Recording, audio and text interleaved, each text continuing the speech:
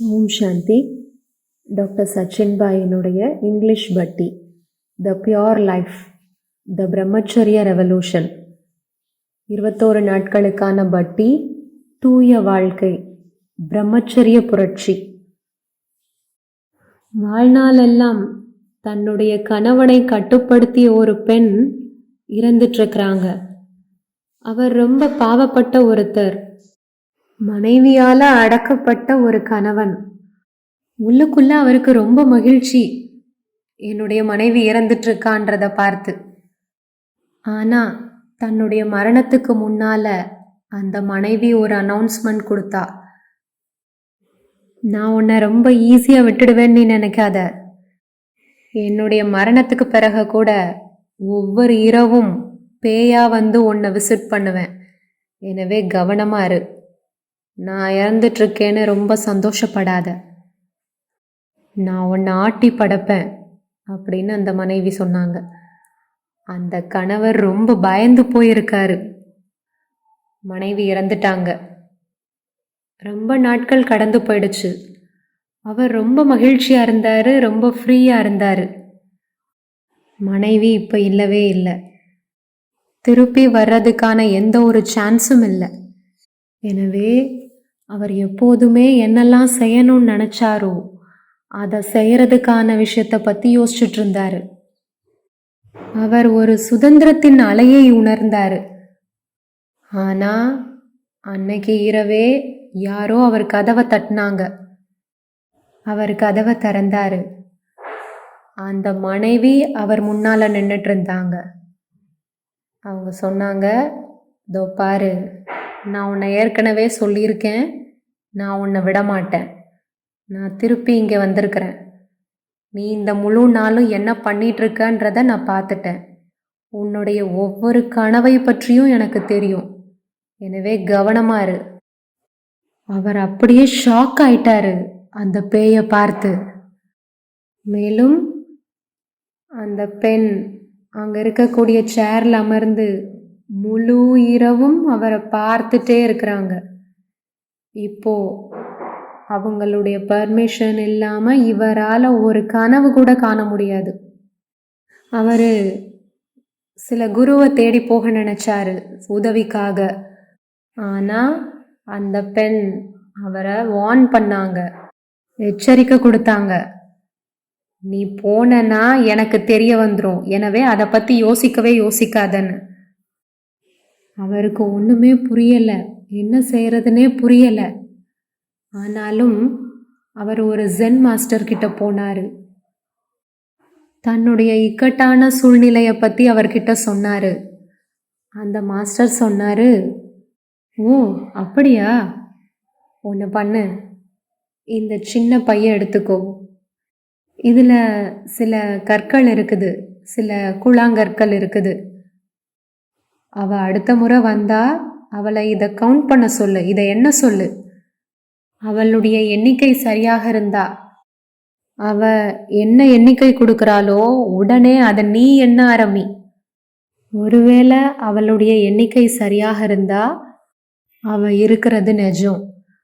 ஒருவேளை அவளுடைய எண்ணிக்கை சரியாக இல்லைன்னா அவ இல்லவே இல்லை. அவர் வீட்டுக்கு போறாரு. அந்த பெண் அங்க உட்கார்ந்துட்டு இருக்கிறாங்க.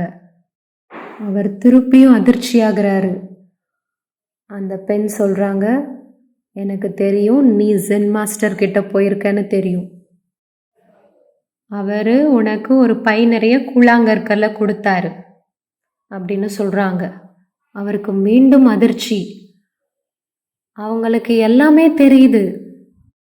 அப்புறம் சொல்றாங்க, அவர் என்கிட்ட கொடுத்து அதுல எத்தனை கற்கள் இருக்குதுன்னு என்ன சொன்னாரு.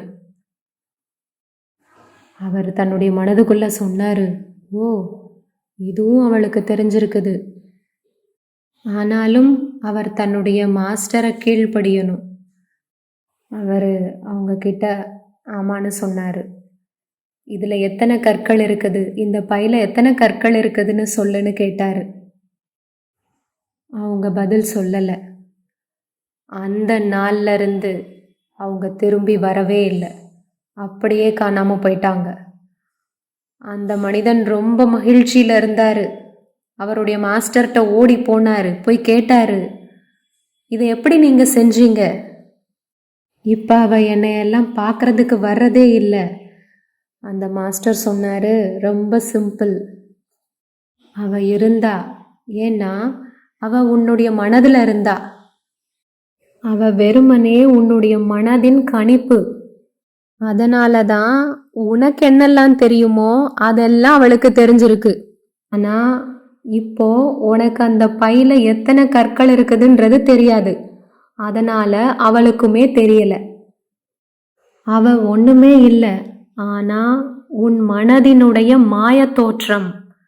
அவ ஒண்ணுமே இல்லை, ஆனா உன் மனதின் மாயை. அவ ஒண்ணுமே இல்லை, உன் மனதினுடைய கணிப்பு. நாம மாயை, கனவுகள், கணிப்புகள், கற்பனைகள், கட்டுப்பாடற்ற கற்பனைகளின் உலகத்துல வாழ்ந்துட்டு இருக்கிறோம். நாம ஒண்டர்லாண்டின் உலகத்துல வாழ்ந்துட்டு இருக்கிறோம். அது அலீஸ் எப்படி ஒண்டர்லாண்ட்ல தொலைஞ்சு போனாலோ அதுல இருக்கக்கூடிய எல்லா கற்பனைகளும் அடங்கி இருக்குது. அலீஸ் இந்த ஒண்டர்லாண்ட் கதையில வரக்கூடிய அந்த எல்லா கற்பனைகளும் அடங்கி இருக்கிறது தான் இந்த உலகம். நாம ஒரு கற்பனை உலகத்தை உருவாக்கி இருக்கிறோம். மற்றவங்க மேல அந்த கணிப்புகளை வைக்கிறோம். நாம மனதுல என்ன இருக்கோ அதை தான் அங்க பார்க்கிறோம். நம்முடைய கணிப்புகளினுடைய படைப்பாளர் நாம தான். நம்முடைய நம்பிக்கைகளின் படைப்பாளர் நாம தான்.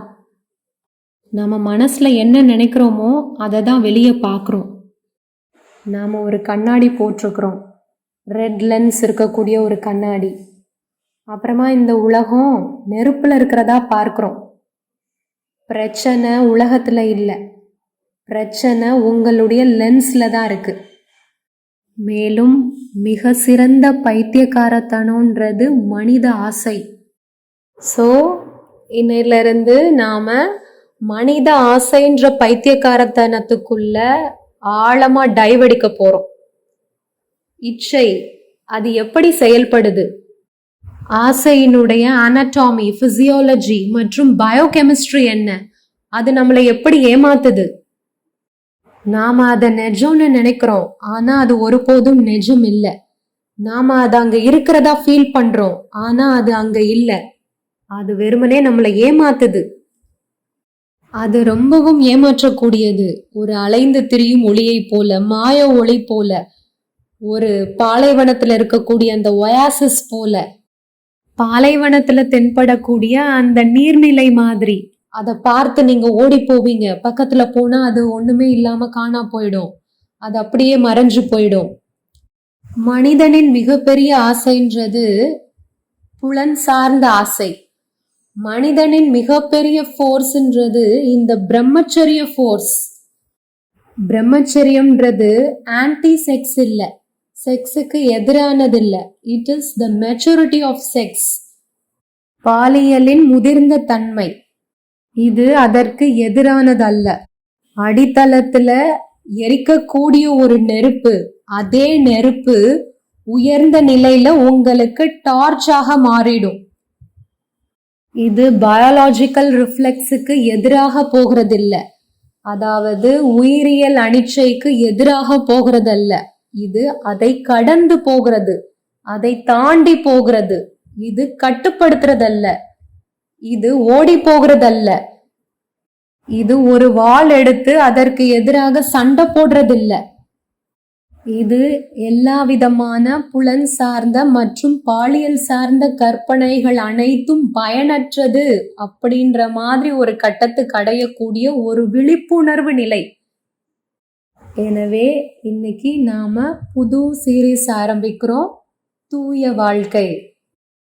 எது மனிதனை பைத்தியக்காரன் ஆக்கி இருக்குதோ அந்த பைத்தியக்காரத்தனத்துக்குள்ள நாம இன்னைக்கு ஆழமா மூழ்க போறோம். மிக உயர்ந்த பைத்தியக்காரத்தனம், மிக உயர்ந்த முட்டாள்தனம். எங்க மனித மனம் இன்னைக்கு மாட்டிட்டு இருக்குதோ அதுக்குள்ள நாம மூழ்க போறோம். அதை அனலைஸ் பண்ண போறோம். நாம அதோட சண்டை போடல, அதை நாம சப்ரஸ் பண்ணல, அதை அழுத்தி வைக்கல. அதை அப்படியே எப்படி இருக்கோ அதை அப்படியே பார்க்கிறோம். பிரச்சனை என்னன்னா நாம ட்ரைலரை பார்க்கிறோம், அது ரொம்ப அட்ராக்டிவா கவரக்கூடியதாக இருக்கு. ஆனா அந்த ட்ரைலரையே நீங்க ஃபாஸ்ட் ஃபார்வர்ட் பண்ணீங்கன்னா அது குற்ற உணர்ச்சியால நிரம்பி இருக்குது, அது மன வருத்தத்தால நிரம்பி இருக்குது, அது துயரத்தால நிரம்பி இருக்குது, அது காலித்தன்மையால நிரம்பி இருக்குது, அது ஆழமான ஆழமான அதிருப்தியால நிரம்பி இருக்குது.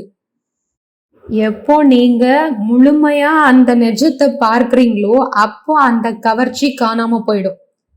அந்த நெருப்பு கிரியேட்டிவிட்டியா மாறிடும், அந்த நெருப்பு ஜீனியஸாக மாத்திடும், அது ஒரு கலையாக ஆன்மீகமாக மாத்திடும். எனவே முதல் chapter purity begins in perception.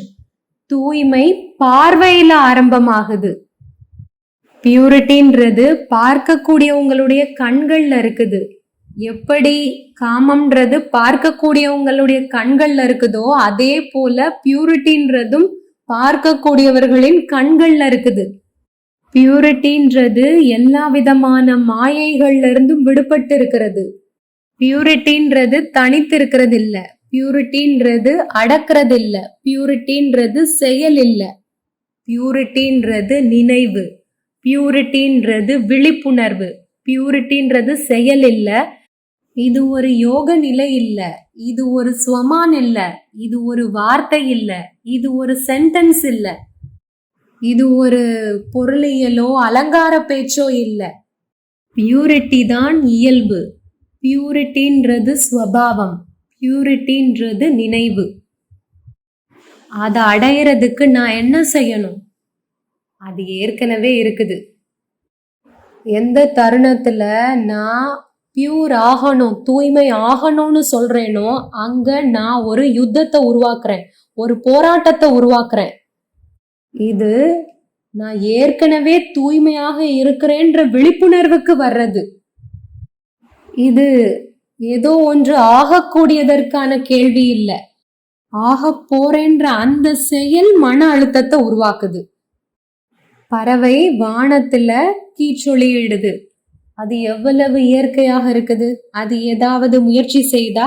அதுக்கு யாராவது கத்து கொடுத்தாங்களா? அந்த பறவை பாடுறதுக்கு ஏதாவது கிளாஸஸ் எடுத்திருக்குதா? ஏதாவது ஆன்லைன் கோர்ஸ், ஏதாவது கிராஷ் கோர்ஸ்? இல்ல. காற்று அசையுது, அதுக்கு யாரு கத்து கொடுத்தாங்க அசைறதுக்கு? மேகங்கள் நகருது, மழை பொழியுது. ஸோ பியூரிட்டியும் நேச்சுரலான ஃபெனமெனான், தூய்மை கூட இயற்கையான ஒரு நிகழ்வு. தூய்மைன்றது ஆத்மாவினுடைய இயல்பு.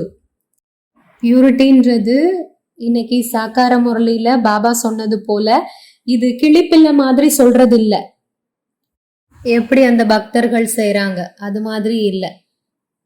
புத்தி டல் ஆயிடுச்சு, மந்தம் ஆயிடுச்சு, அதனாலதான் அதால இந்த சிம்பிளான விஷயங்களை கூட உள்வாங்க முடியல. ஏன்னா நாம கடினமான விஷயங்களுக்கு அடிக்ட் ஆயிருக்கிறோம். இப்போ உங்களுக்கு ஒரு கவிதை பிரசன்ட் பண்ணப்பட்டிருக்குது, கடினமான வார்த்தைகளால நிரம்பி இருக்குது, உங்களால புரிஞ்சுக்கவே முடியாத வார்த்தைகளால நிரம்பி இருக்குது. அப்போ நீங்க என்ன நினைக்கிறீங்க? ஓ, இது ரொம்ப ஆழமானது, ரொம்ப ஆழமானது. என்ன ஆழமானது? உண்மைன்றது வார்த்தைகள் இல்லாம இருக்குது, ரொம்ப சிம்பிளா இருக்குது. எனவே முதல் chapter purity begins in perception. தூய்மைன்றது பார்வையில் ஆரம்பமாகுது, திருஷ்டியில ஆரம்பமாகுது. உங்களுடைய வியூ பாயிண்ட், உங்களுடைய கண்ணோட்டம், உங்களுடைய கண்ணோட்டம் என்ன? விஷயம் ஆப்டிக்கல் இல்லூஷன் ஆஃப் லஸ்ட், காமத்தின் மாய பார்வை. இது ஹியூமன் பாடி, இது மேல் பாடி, இது ஃபீமேல் பாடி. இந்த பாடியில செக்ஸே இல்லை. இந்த பாடின்றது ரொம்ப இன்னசென்ட் ஆனது, ரொம்ப பாவப்பட்டது. இது எலும்புகளால உருவாகி இருக்குது, இது தோலால உருவாகி இருக்குது, இது 5 தத்துவங்களால் ஆனது. இந்த 5 தத்துவங்கள்ல எந்த ஒரு புலனின்பமும் இல்லை.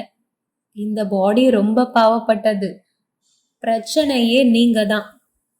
நீங்க எப்போ ஒரு பெண்ணை பார்க்குறீங்களோ அல்லது ஒரு ஆணை பார்க்குறீங்களோ நீங்க உங்களுடைய பசிய பார்க்குறீங்க. இது ஒரு நாய் ஒரு பிரெட் துண்டை பார்க்கறது மாதிரி. எப்ப உள்ளுணர்வு மாற்றம் அடையுதோ அப்ப எல்லாமே மாறி போயிடும். இதுதான் பிரச்சனை. காமம்ன்றது உடல்ல இல்ல. காமம்ன்றது இந்த மனித உடல்ல செய்யறதுக்கு ஒண்ணுமே இல்ல. காமம்ன்றது கண் சம்பந்தப்பட்ட நோய். இதற்கு ஆப்தமாலஜிக்கல் ட்ரீட்மெண்ட் தான் வேணும். இது ஐ டிபார்ட்மெண்ட்டுக்கு ரெஃபர் செய்யப்பட்டிருக்குது. ஏன்னா காமம்ன்றது இந்த உடல்ல இல்ல. காமம்ன்றது கண்கள்ல இருக்குது. காமம்ன்றது லென்ஸ்ல இருக்குது. லென்ஸ்ல இருக்கக்கூடிய டஸ்ட், தூசி, அந்த தூசியை கிளீன் பண்ணுங்க. இது உருவாக்கப்பட்ட கண்ணின் மாயை. அது பார்வைய மறைக்குது. நீங்க கண்ணாடிய தொடைங்க, அப்போ எது எப்படி இருக்கோ அப்படியே தென்படும் உங்களுக்கு. ஒருவேளை இப்போ நீங்க ரெட் லென்ஸ் போட்டிருக்கிறீங்கன்னா உங்களுக்கு எல்லாமே ரெட் கலர்ல தெரியும். அதனாலதான் உங்களுக்கு இந்த உலகமே ஃபயர்ல இருக்கிற மாதிரி தெரியுது. வெறுமனே அந்த லென்ஸை மட்டும் கிளீன் பண்ணுங்க. ரெண்டாவது விஷயம், alchemy of the life force, உயிர் சக்தியின் ரசவாதம், உயிர் சக்தியின் மாய மாற்றம், தூய்மை, பிரம்மச்சரியம், அதை எப்படி அழைச்சாலும் சரி. இது புனிதமாக்கப்பட்ட உயிர் சக்தி. இது அக்னி. இது திசை திருப்பப்பட்ட ஆசை. அதே ஆசை ஓஜஸாக தேஜஸாக மாறலாம். அதாவது சக்தியாக ஜொலிப்பாக மாறலாம். மேலும் அந்த நபர் நல்ல நினைவாற்றலோட, கூர்மையான நினைவாற்றலோட இருக்கலாம். ஸ்ட்ராங்கான வில் பவர், ஸ்ட்ராங்கான மனோபலம், அடக்க முடியாத சக்தி, உறுதித்தன்மை, வாழ்க்கையினுடைய எல்லா விதமான சூழ்நிலைகளையும் ஃபேஸ் பண்றதுக்கான பவர் இருக்கும். யாரு எப்படி விமர்சித்தாலும் சரி, அந்த விமர்சனங்கள் எல்லாம் ரொம்ப சின்னதாக தெரியும். எல்லா விதமான எதிர்ப்புகள், மேலும் எல்லா விதமான விமர்சனங்களையும் கடந்து முன்னால போக முடியும். ஸ்ட்ராங்காக நிக்க முடியும். இதெல்லாமே பிரம்மச்சரிய சக்தினால வருது. பியூரிட்டி, தூய்மையின் சக்தினால வருது. எனவே இது உயிர் சக்தியின் ரசவாதம், உயிர் சக்தியின் மாய மாற்றம். ஒரே சக்தி, எந்த சக்தி அற்பமான விஷயங்கள்ல கரைந்து போயிருக்குதோ அதே சக்தி ரீடைரக்ட் ஆகும்போது, மாற்று திசையில வரும்போது, அது ஒருத்தர ஆர்டிஸ்டாக மாத்தலாம், சயின்டிஸ்டாக மாத்தலாம், ஒரு சக்சஸ்ஃபுல் ப்ரொஃபஷனலாக மாத்தலாம். அதே எனர்ஜி, அதே சக்தி ரீடைரக்ட் ஆகி திசை மாறி வரும்போது ஸ்ட்ராங்கான ஃபோர்ஸ் ஆகலாம். அது உலகத்துல ஒரு புரட்சியை உருவாக்கலாம். மேலும் தூய்மைதான் சிறந்த புரட்சி, தூய்மைதான் சிறந்தது. இது வெறுமனே இந்த உடல் சம்பந்தப்பட்ட எல்லா விதமான மாயைகள்ல இருந்து விடுபடுறது. நேத்து சாக்கார முரளியில ஒரு ஸ்ட்ராங்கான லைன் இருந்தது. பாபா சொன்னாரு, நீங்க ஒரு ஆத்மா, ஆனா நீங்க ஒரு ஆத்மான்றத நீங்க உணராம இருக்கிறீங்க. நீங்க ஒரு ஆத்மா, இத வெறுமனே தெரிஞ்சிருக்கிறீங்க. இது ஒரு தியரிட்டிக்கல் நாலேஜ். ஆனா அந்த உணர்தல் இல்ல. நீங்க ஒரு ஆத்மான்ற உணர்தல் இல்ல. அதனாலதான் 80% வேலை ஆத்ம அபிமான நிலையிலிருந்து செஞ்சிருக்கணும். மீதி அதனுடைய பின்விளைவு. அதாவது வெறுமனே அந்த சோல் கான்சியஸ்னஸ், ஆத்ம அபிமான நிலையினுடைய ரிசல்ட். மீதி அந்த 20%ன்றது ஆத்ம அபிமான நிலையினுடைய அந்த result. Rajyoga is equal to 80% soul consciousness plus 20% SSC, supreme soul consciousness, பரமாத்ம அபிமான நிலை. இதுதான் ராஜயோகாவினுடைய மேத்தமேட்டிக்ஸ், ராஜயோகாவினுடைய கணக்கு. ஆத்ம அபிமான நிலை மீது மட்டும் வேலை செய்யுங்க. இது இந்த உடலினுடைய மாயை, அது இந்த விகாரத்தினுடைய டிஸ்டர்பன்ஸை உருவாக்கி இருக்கிறது. மூணாவது, இன்விசிபிள் ஹைஜீன், கண்ணுக்கு புலப்படாத சுகாதாரம். தூய்மைன்றது இன்னர் கிளீன்லினஸ், தூய்மைன்றது உள்ள தூய்மை. இது கண்ணுக்கு புலப்படாதது.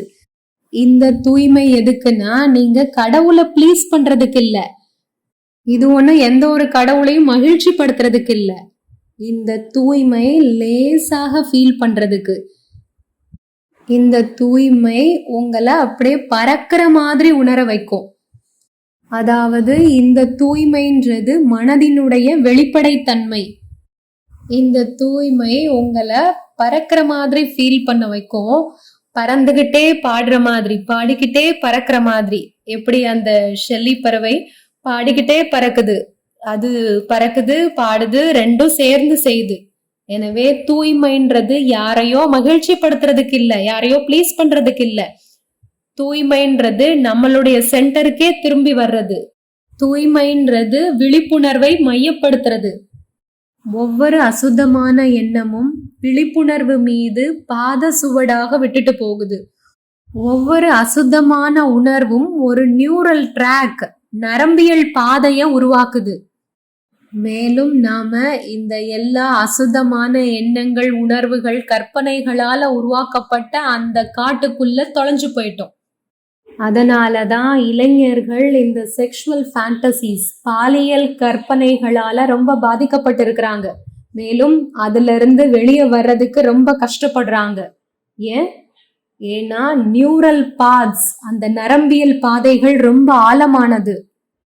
ஒவ்வொரு அசுத்தமான எண்ணமும் அந்த விழிப்புணர்வின் மீது பாத சுவடாக விட்டுட்டு போகுது. அப்புறம் நிறைய பாத சுவடுகள் இருக்குது. எப்படி ஒளி பிரகாசிக்கும் போது எப்படி நீங்க தொலைஞ்சு போனதா உணர்வீங்க? ஒருத்தர் காலையில எழும்புறாரு, தியானத்துல அமர்றாரு, நல்ல சக்திசாலியான அமிர்த வேலை செய்யறாரு, அப்புறமா வெளியே வர்றாரு, அப்புறம் முரளி கிளாஸ்க்கு போறாரு, முரளி கேட்கிறாரு, அப்படியே ரொம்ப ஏஞ்சல் மாதிரி ஃபீல் பண்றாரு, அவருடைய நாளை ஆரம்பம் பண்றாரு. அந்த நாள் சேவையில போகுது. அவரு நூற்றுக்கணக்கான பேருக்கு அவர் உதவி செஞ்சிருக்காரு, தன்னுடைய வார்த்தைகளால, தன்னுடைய செயல்களால.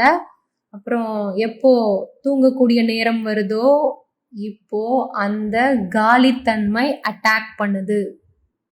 அப்புறமா அவரு அந்த ஷார்ட்ஸுக்கும் ரீல்ஸுக்கும் தேடி போறாரு.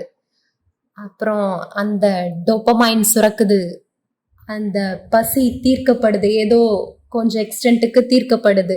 ஆனா அது இம்பியூர் நியூரல் பாத்வேவை உருவாக்குது, அசுத்தமான நரம்பியல் பாதையை உருவாக்குது. அதன் பிறகு ஒரு வலை, அவ்வளவுதான், தொலைஞ்சு போயிட்டார். ஸோ ஃபர்ஸ்ட் சாப்டர், முதல் அத்தியாயம், இன்றைய முதல் சாப்டர், கண்ணோட்டத்தின் மீது வேலை செய்யணும். ட்ரெய்லரை பார்க்காதீங்க, அதை ஸ்ட்ரெச் பண்ணி பாருங்க, அந்த முழு படத்தை பாருங்க, புலன் சார்ந்த கற்பனைகளினுடைய முழு படத்தை பாருங்க. அது காட்டப்பட்ட மாதிரி அவ்வளவு அழகானது இல்லை. அந்த முதல் கொள்கை இந்த கண்ணின் மாயைய அது பிரேக் பண்ணுது, உடைக்குது. இது ஒரு மாயை, இது உண்மை இல்லை. நான் இது அழகுன்னு நினைச்சிட்டு இருக்கிறேன். இந்த உடல்ல என்ன அழகு இருக்குது? இந்த தோலை எடுத்துருங்க, அப்புறமா அங்க என்ன அழகு இருக்குது? அந்த எலும்புகள், அந்த ரத்தம், அந்த திசுக்கள், அந்த தசைகள், அழகுன்றது அங்க இல்லவே இல்லை. அந்த மனது தான் அதை உருவாக்கி இருக்குது. அது மனதினுடைய கணிப்பு. எனவே அது கண்ணின் மாயை. இம்பியூரிட்டி, அபவித்திரதா, தூய்மையற்ற நிலைன்றது கண்ணின் நோய். அதற்கு ட்ரீட்மெண்ட் வேணும். ரெண்டாவது, இது உயிர் சக்தியின் ரசவாதம், உயிர் சக்தியின் மாய மாற்றம். இந்த தூய்மை, இது உங்களுடைய முதல் இயல்பு. இது கான்சென்ட்ரேட்டட் எனர்ஜி, இது செறிவூட்டப்பட்ட எனர்ஜி, இது சக்தியின் கல்டிவேஷன். எந்த எனர்ஜி, எந்த சக்தி கீழே போகுதோ அது இப்போ திசை திருப்பப்பட்டிருக்குது. மூணாவது, கண்ணுக்கு புலப்படாத சுகாதாரம். நீங்க வீட்டை சுத்தமா வச்சுக்கணும். இப்ப கவர்மெண்ட் உங்களுக்கு ஏதோ அவார்டு கொடுக்க போகுது. நீங்க ஏதோ ஒரு அவார்டை எதிர்பார்த்து வீட்டை சுத்தமா வச்சிருக்கிறீங்க. எல்லா விதமான குப்பைகளையும் ரிமூவ் பண்ணிட்டீங்க, எல்லாத்தையும் அகற்றிட்டீங்க. வீடு எப்போ சுத்தமா இருக்கோ அப்போ நீங்க ரொம்ப நல்லா ஃபீல் பண்றீங்க. எப்போ மனம் தூய்மையா இருக்கோ அப்போ நீங்க அந்த லைட்னஸ், அந்த லேசான தன்மையை என்ஜாய் பண்றீங்க. இம்பியூர் மைண்ட், அசுத்தமான மனம்ன்றது சுமையான மனம். எப்போ நீங்க தூய்மையா இருக்கிறீங்களோ, எப்போ நீங்க லைட்டா இருக்கிறீங்களோ அப்போ உங்களால பறக்க முடியும். இந்த வாழ்க்கைன்றது நேச்சுரலான ஜாய் ஆயிடும், இயற்கையான மகிழ்ச்சி ஆயிடும், உள்ளூர மகிழ்ச்சி. எந்த ஒரு கவலையும் இல்லாம நீங்க தூங்கலாம்.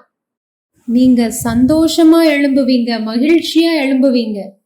ஸோ இந்த சாப்டர் 1 முதல் அத்தியாயம் தூய்மையின் கண்ணோட்டம். எனவே முழு படத்தை பாருங்க, உள்ளத்து சுகாதாரத்தின் மீது வேலை செய்யுங்க, லென்ஸை சுத்தம் பண்ணிட்டு அந்த சக்தியை பத்தி தெரிஞ்சுக்கோங்க. பிரம்மச்சரியம்ன்றது இந்த உலகத்தினுடைய மிக சிறந்த சக்தி. இது உங்களுடைய நரம்புகள்ல ரத்தம் மாதிரி போகணும். ஸோ ஒவ்வொரு நாளும் நாம இந்த பியூரிட்டியினுடைய புதிய புதிய அம்சங்களை பார்க்கலாம். சில இது டிஸ்கஸ் பண்ணாம இருக்குது, சில இது புரியாம இருக்குது, சில இது வெளிப்படுத்தாம இருக்கிறது. இந்த டாபிக்கினுடைய சரி செய்யப்படாத ஆழமான அம்சங்களை பார்க்கலாம். ஓம் சாந்தி.